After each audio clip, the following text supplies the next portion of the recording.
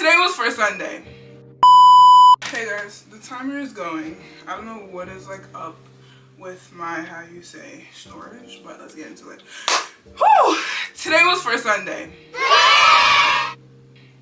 Yeah, I know, we love the Lord. But yes, and so honestly, I've never felt this fired up since when I first came to Christ. And you know what, that is so funny, like the pastor, I visited Found Church today, as you can see, my notes, they were noting, like, oh my gosh. The pastor today was Pastor James Powell. He's from the South, and he flew up here to preach today. I found it wasn't his first time to my knowledge, but yes. And I basically last year went on strike from church because the churches I had been visiting just didn't make me feel like I was in a true fellowship. So I was like, including Found and my mom's church as well. And I was just like, okay, say that. But let's just say the people who I went on strike with were like, maybe this is not it. I think that also does sound funny, like, why are you going on strike from church? The whole time after I left church, I was thinking, like, why did I do that in the first place? I think it was also an attempt that God would help me find a new church, but it was like this whole thing. And every time I tried to, long story, but every time I tried to get back into church, it just never worked out. Long story short, we went, and let's just say God's word was wording. So let's start. Basically, first Sunday, the preacher's name was James Powell, and the title for today's word was Mastering Our Memory. And yeah, already sounds tea, I know. So first thing was forget the weights. Forget the weights. So he starts off with Philippians chapter 3, verse 13. Brothers and sisters, I do not consider myself yet to have taken hold of it, but one thing I do. Forgetting, this is Paul writing, forgetting what is behind and straining toward what is ahead. Let's take that back. I do not consider myself yet have taken hold of it.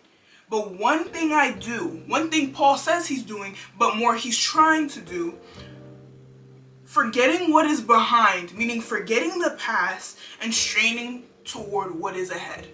One thing I struggle with, I don't think it's because I don't talk about it enough, but one thing I struggle with is leaving the past in the past. And so in my mind, I feel I start to create this alternate reality that I'm not living. I think I'm gonna just come out and say it. A part of my testimony, as James Powell was so generous to admit it, is that my dad died 5 years ago, in 2020. And so for me, like, I feel that there was points in time where I was just living in a way of like, the man was gonna come back someday. He's never gonna come back, you know? Never had anyone to talk to me about it, no one ever asked, but are you okay? How are you feeling? Never. And I feel like I put that to the side in order to be there for others, and not in hopes that he was really going to come back, but more of a way of just like maturing in the fact that all is well. Found God throughout those 5 years, all is well, right?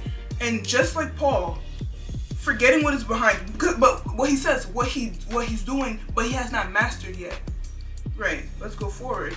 So, for example, Paul has been carrying all these things. Paul, like, as Paul, right? Or was it Peter? Am I tripping? Paul, the Apostle Paul, oh my gosh. My camera's like about to time out, but yes.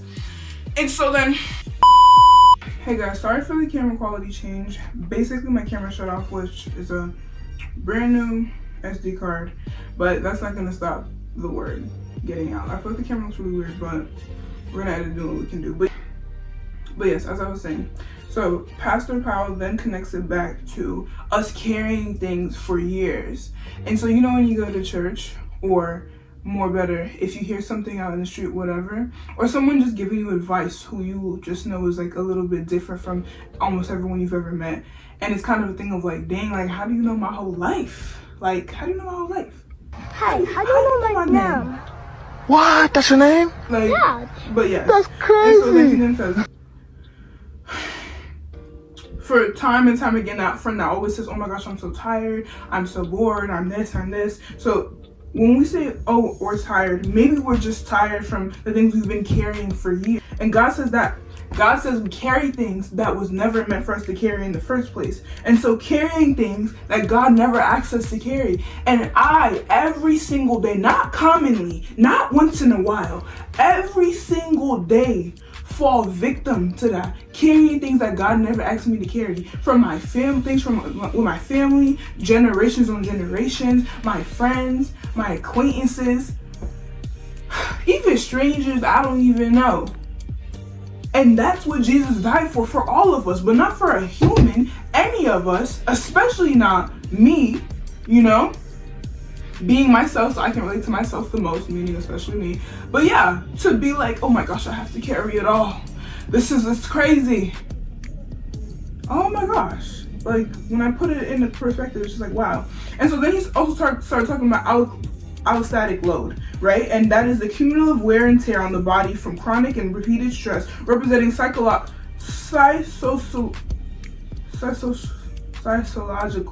cost of the brain's psychological cost of the brain's attempts to adapt to ongoing challenges. And yeah, I mean, I suffer with that a lot. I didn't know. Hey, you know, that's why I gotta continue my, how you say, psychology classes. Whew, but get into it, because we're not returning to college. That's a whole thing in itself. But yes. And so then he says how Paul has the best understanding of what weighs the soul down. And that's how I felt, and that's how I felt today until I heard this message, and I was ready. And I finally now today, me, 18, by myself, feeling lonely. I don't even, like, to tell y'all the truth, I don't really want to see tomorrow. Not the truth, not for earlier today. Now I feel ready to live. Honestly, like, now I feel ready to live. When I'm by the train tracks, I feel ready to live. I don't want to go out like Takemichi, dang. But, you know, now I feel ready to live. Before today, I really was just living my life. Like, I'm Christian, right? And God gives us hope. But for me, I felt like I didn't have anything in the world else to really live for. Like, you know, what am I living for? Everybody who I've ever known has betrayed me. I mean, on a closer scale. And I have my circle very small. Like, my cousins, my family members have always, like, been like, wow, Kamudi has her circle is very small. Every single one of the people you see next to me has betrayed me. And mind you, I don't hang around a lot of people already. So, clock that tea. And yeah. So, oh my gosh, I hope my hair is straight. But yes. And so, yeah.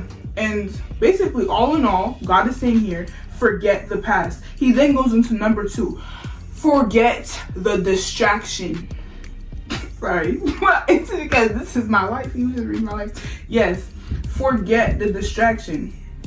We don't always have to run together as Christians. Yo, why did I like intertwine it perfectly? I just knew I have to go back to number 2 because it's like perfect in my list. I just put it over and organize it. But yes, and so we don't always have to run together as Christians in our races. Seeing that once, so he was talking about seeing that one notification from that one person you don't really like, or more, not so much don't really like, but you just don't want to be bothered, you know? Because this person approaches you in the wrong way, and not just like that alone, because that was my problem. Whew, I have to cut ties to that today. But he then also said, don't block, don't delete, don't ghost. And my thing is, I'm prone to ghosting because I don't want to hurt people's feelings. I don't block. That's a little, you know what I mean?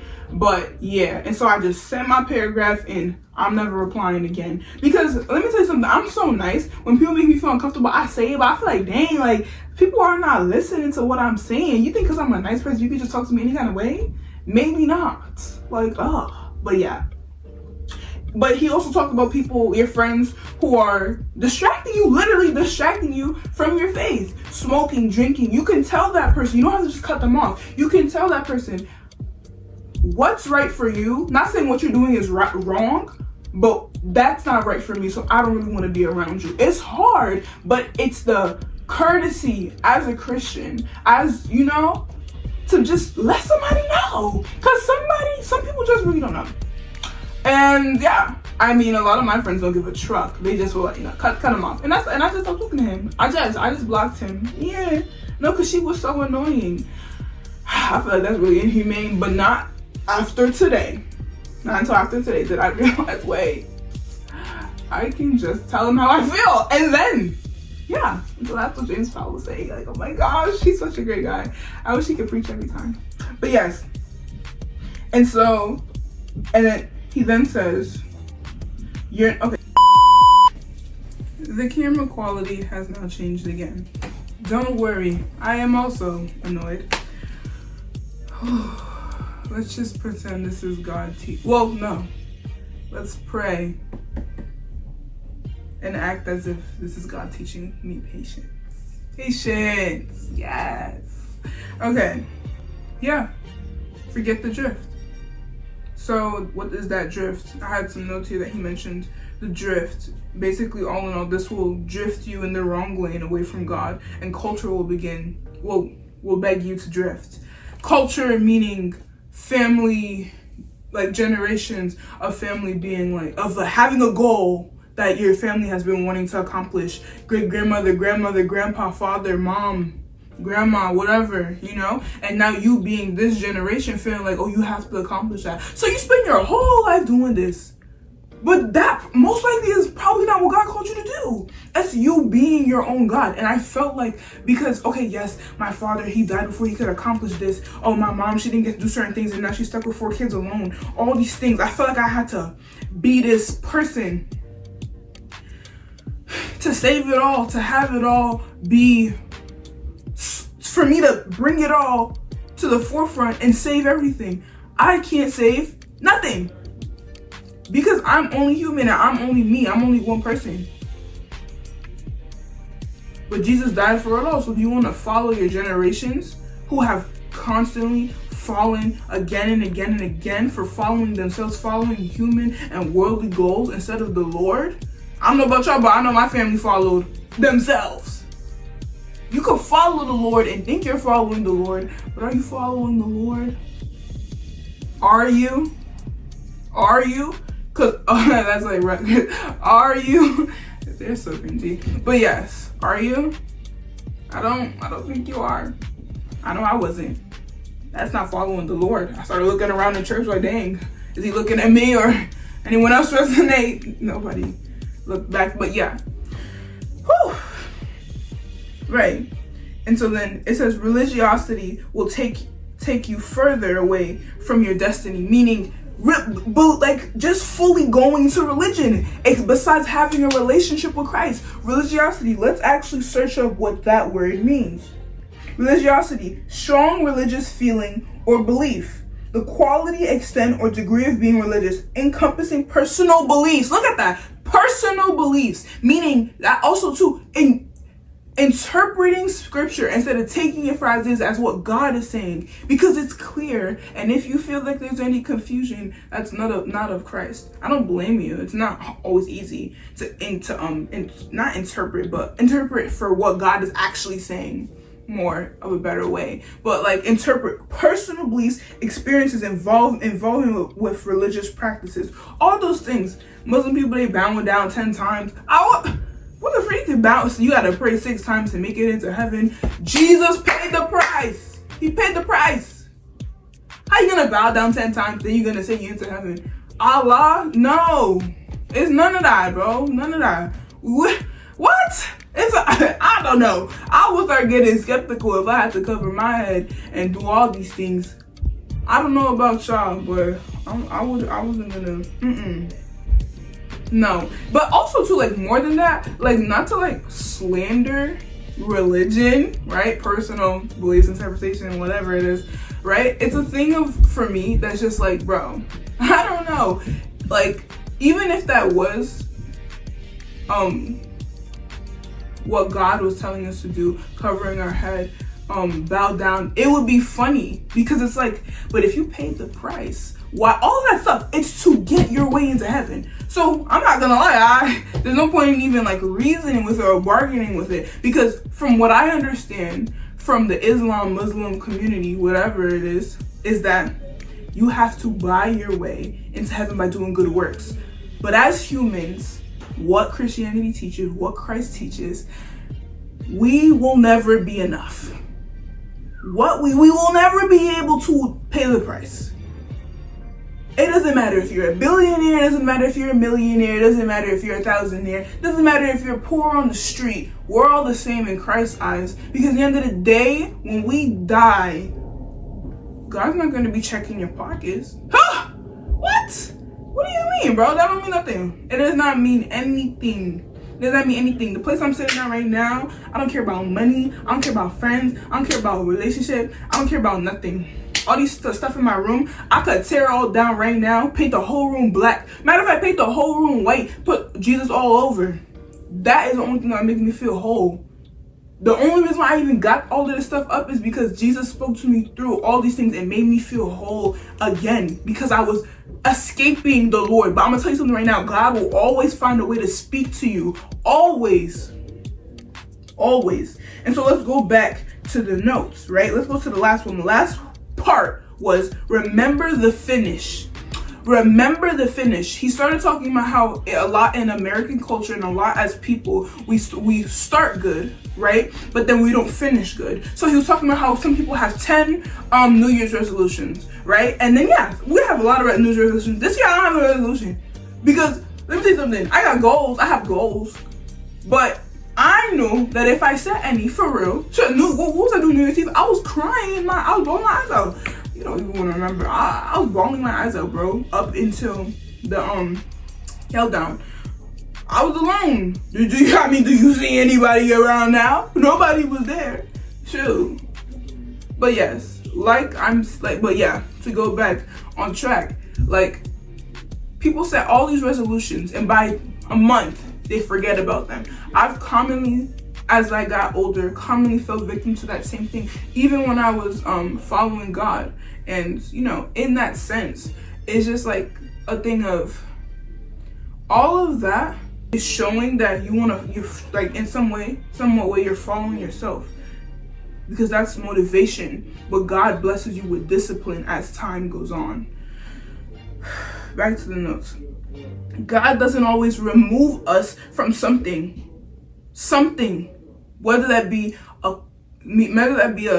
mainly a situation that's causing us harm, turmoil, stress, but redeems us, because you can't hope to finish well if you don't depend on the one who finished well. When he said that, somebody was in the back, I saw a man in the back, you know he was black. He was in the back, he was like, yo, say that again. But it's just crazy, it's crazy. But yeah, let me say it again. Now I'm acting like the pastor at my mom's church. He'd be like, let me read it again.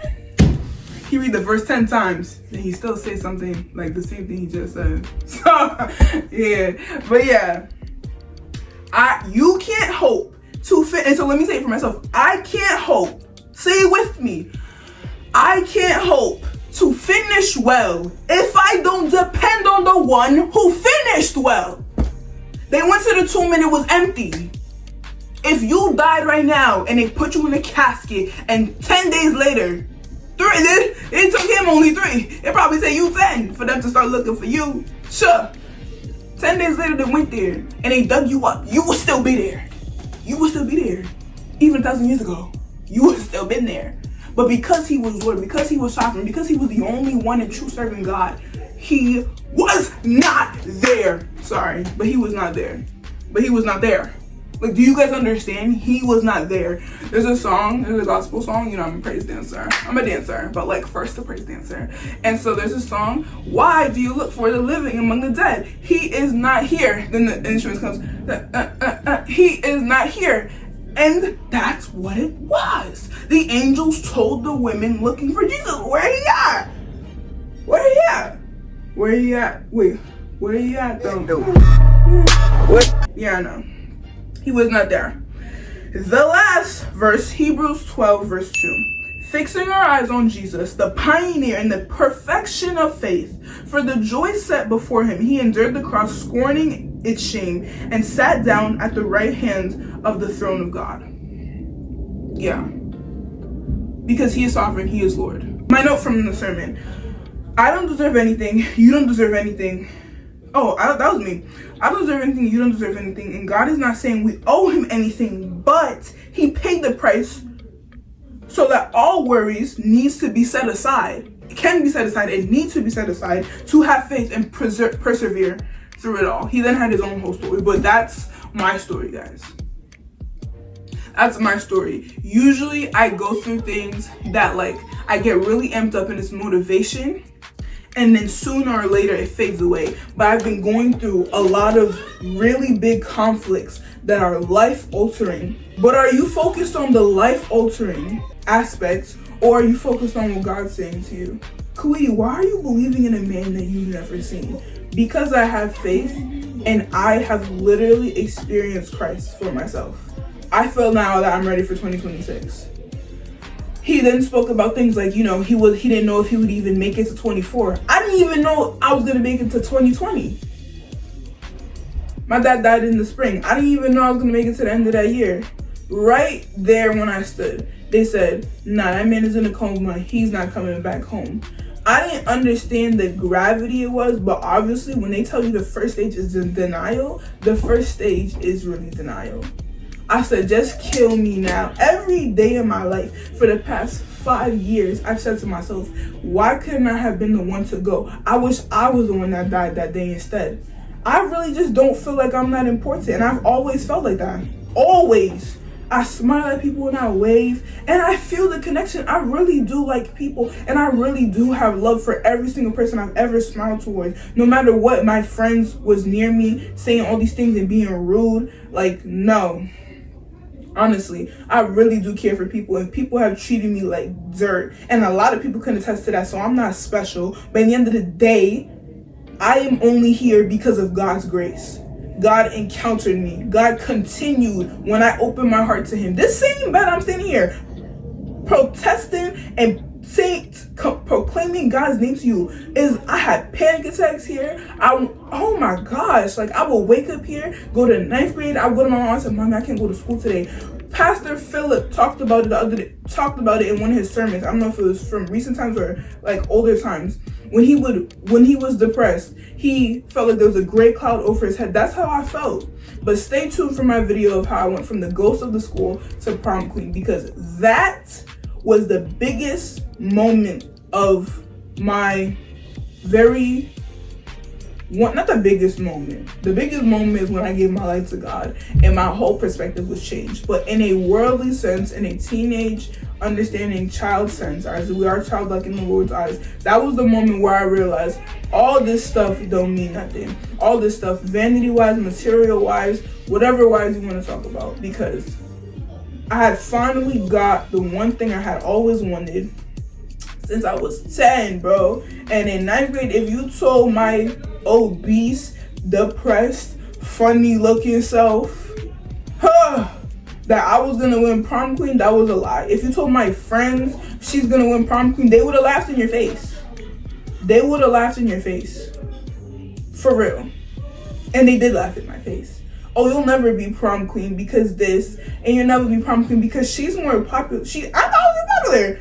I was even popular. The same people that are telling me like, you're so nice and you're gonna change this and you change the status quo, this and this, bro. They will look at me like, yo, how you pass your classes and you sleep every day? I slept every day, bro, because I was chronically ill, like literally depressed, crippled, like on the brink of death. Like, yo, the only thing that stopped me from not killing myself literally was I didn't feel like walking to the Brooklyn Bridge, bro. I really didn't. Honestly, I wasn't suicidal. I'm never wanted to really kill myself. I kind of just wanted it all to be over. That was my thing. But all of those, like, stay tuned, because that's a video I'm really excited to talk about. How I went from the ghost of the school to prom queen.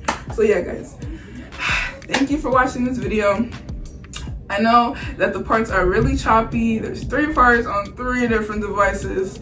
We went from a Sony ZV-1F to an iPhone 13 to an iPhone 16. Oh, 17? Yeah, 17. So, son of hell.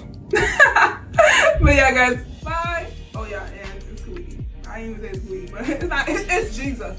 How about that? It's Jesus. Yeah. Bye.